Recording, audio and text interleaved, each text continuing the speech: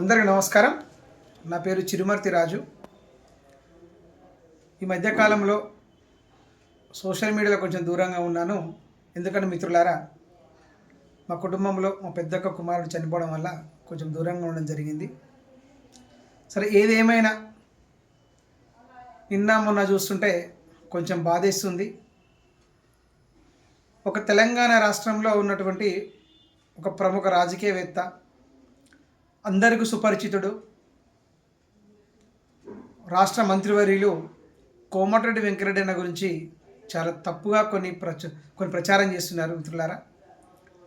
కొన్ని ఛానల్స్ పనిగట్టుకొని ఒక ప్రజానాయకుడు, నిత్యం ప్రజలు ఉండే నాయకుడు, తెలంగాణలో ఒక ఫైర్ బ్రాండ్, తెలంగాణలో రాష్ట్రంలో ఒక నల్గొండ జిల్లా కాకుండా తెలంగాణ రాష్ట్రంలో ఎవరికి ఆపద వచ్చినా ఆదుకునే, నేను ఇంటికి వెళ్తే నేనున్నానే ఆదుకునే నాయకుడి మీద అసభ్యకరంగా కొన్ని పత్రికలు పనిగట్టుకొని రాస్తున్నందుకు అవి వార్తలు చూస్తే కొంచెం మాకే బాధ అనిపిస్తుంది.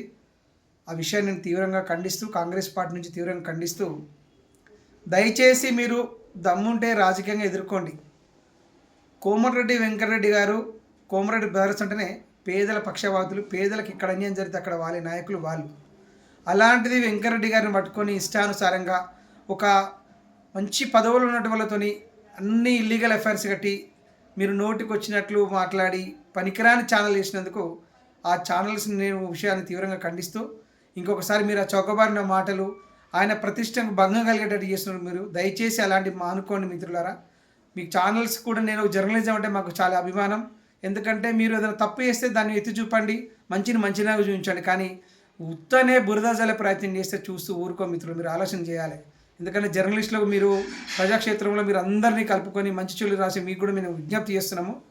అనవసరమైన రాతలు రాసి తన మానసికంగా మీరు కుంగపరిచిన ప్రయత్నం చేస్తున్నారు.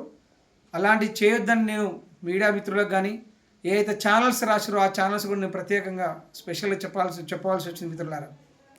ఎందుకంటే ఈ రాష్ట్రంలో కోమటిరెడ్డి వెంకటరెడ్డి అంటే ఒక ప్రజానాయకుడు, ఎప్పుడు ప్రజల్లో ఉండి సేవ చేసే గుణము, ఆయన నైతిక విలువలు, ఆయన మంచితనం, ఆయన ఒక గుణవంతుడు. మీరు చిల్లర పోస్టులు పెట్టి చిల్లర రాజకీయాలు చేస్తే మేము కాంగ్రెస్ పార్టీ చూస్తూ ఊరుకోము. ఇంకొకసారి ఇలాంటి పనికిరాని మాటలు రాసి పనికిరాని వార్తలు రాస్తే ఖబర్దారని హెచ్చరిస్తున్నాను.